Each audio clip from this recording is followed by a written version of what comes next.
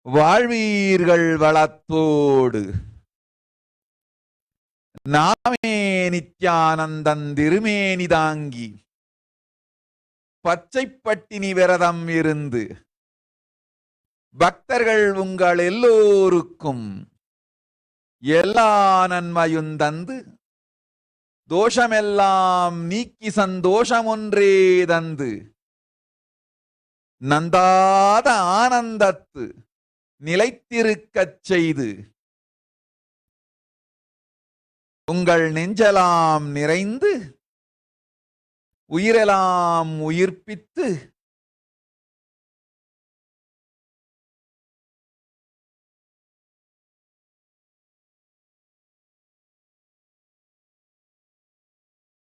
வாழ்வெல்லாம் வளமாக்கி அஷ்டலக்ஷ்மியும் ஐஸ்வர்யங்கள் 16 பேறுகள் பெருமையெல்லாம் ஆயகலைகள் 64 எல்லா நன்மையும் எல்லோர்க்கும் அளித்திடவே வந்தேன். கொடுஞ்சீனத்து கொரோனா ஒழியட்டும். என் மக்களெல்லாம் உடல் நலமும் மனநலமும் உயிர் நலமும் அடையட்டும்.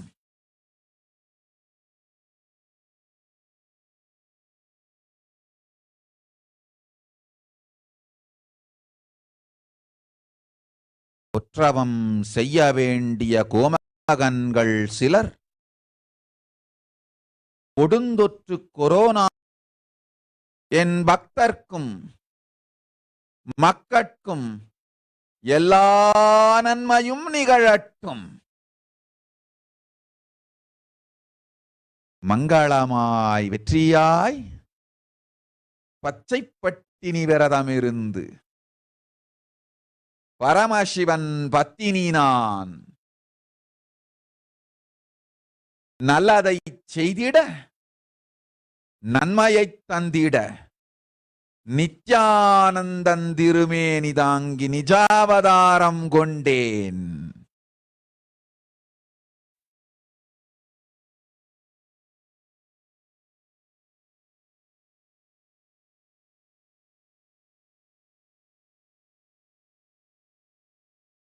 அம்மன் என போற்றும் ஆதிசக்தி காளிகாம்பா. சக்தி ஓம் சக்தி சக்தி ஓம் உலகெங்கும் சக்தி ஓம் சக்தி ஓம் ஓம் சக்தி ஓம் சக்தி ஓம் உலகெங்கும் சக்தி ஓம் சக்தி ஓம்.